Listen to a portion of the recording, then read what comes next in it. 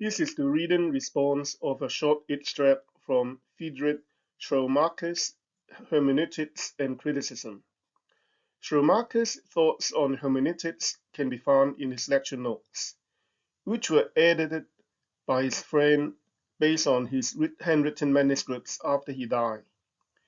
However, to the uninitiated, including this reviewer, Schleiermacher's writings often appear as opaque and difficult.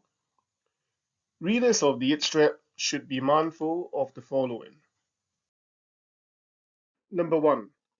There is a complex textual history of the manuscript.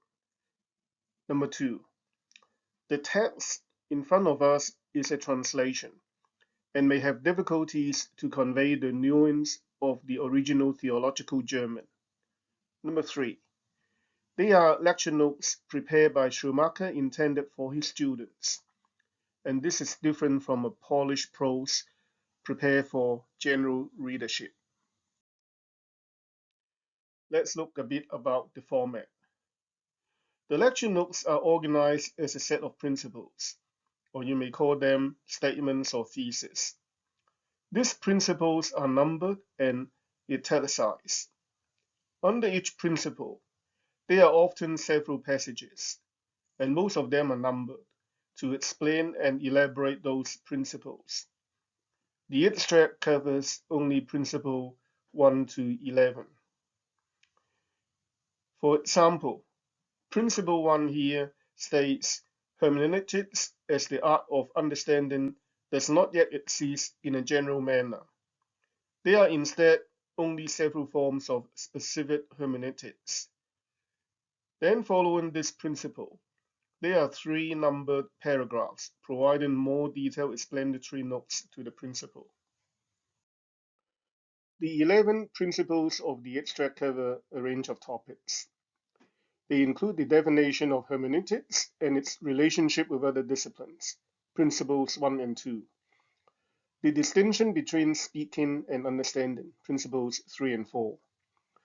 The role of language and author in interpretation and understanding, principle 5. The distinction between the grammatical and psychological interpretation, principles 6 to 8.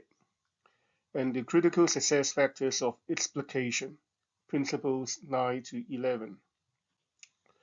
Schleiermacher claims that hermeneutics as the art of understanding does not yet exist in a general manner, principle 1, and it is difficult to situate general hermeneutics, principle 2.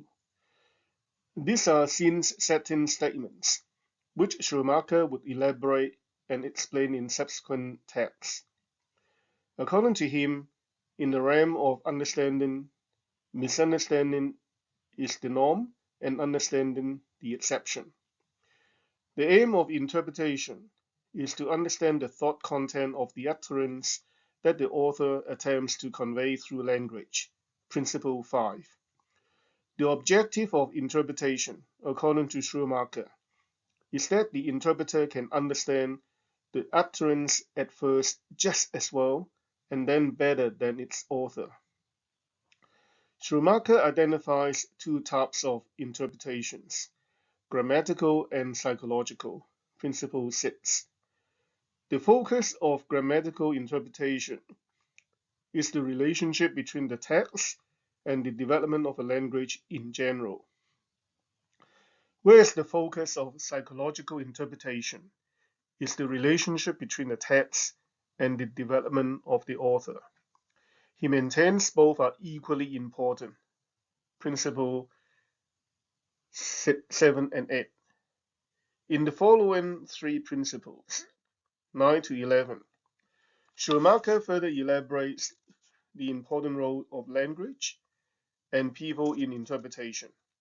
He first claimed explication is an art, and no rules can be given for how this is done. He then proceeds to argue that the success of interpretation as an art form depends on the talent for language, that is the grammatical aspect, and knowledge of individual people, that is the psychological aspect.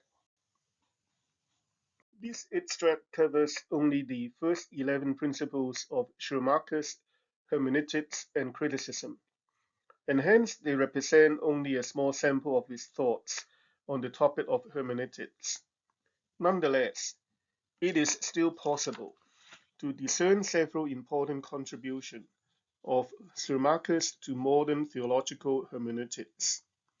First, even a casual perusal of the extract would demonstrate Schleiermacher is making a serious attempt to develop hermeneutics into a formal discipline of study.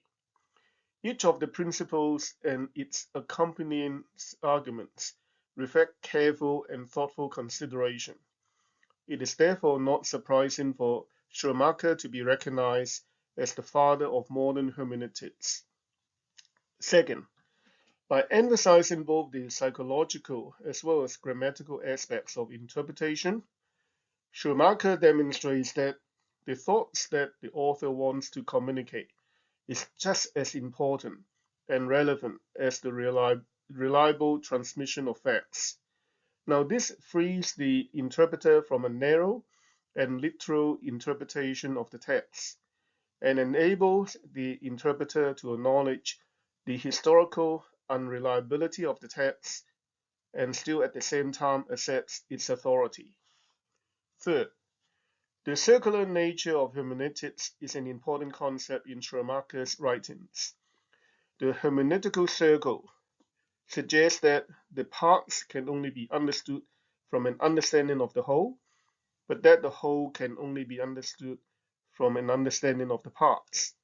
For instance, an individual text can only be understood within the context of the complete work and life of the author, and the author's work can be understood within the entire literary corpus written in this language ad infinitum. Although this concept is not articulated until later, that is, in Principle 20, Schleiermacher already has alluded to this idea in the extract. The contribution of Schleiermacher to modern theological hermeneutics is certainly not in doubt, and it would be inappropriate to critique his approach based on a very small sample of his writings. Nonetheless, there are issues raised in the extract that remain unclear to this reviewer, and these are reflected in the following questions. I have proposed the following questions to follow up. Number 1. A challenge to understand Schleiermacher's writing is the lack of consistency and definition in the use of terms. Some examples in the extract include art, grammatical and psychological, and explication. The terms in question are italicized. Select one or more of these examples and try to come up with a precise definition of those terms. But feel free to provide your own examples.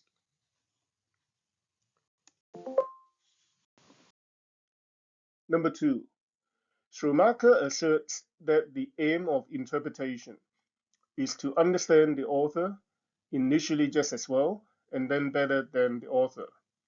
How can this be possible? Discuss. And if time permitting, a follow-up of the follow-up question.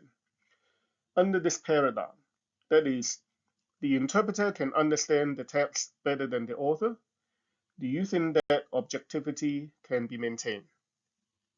Thank you.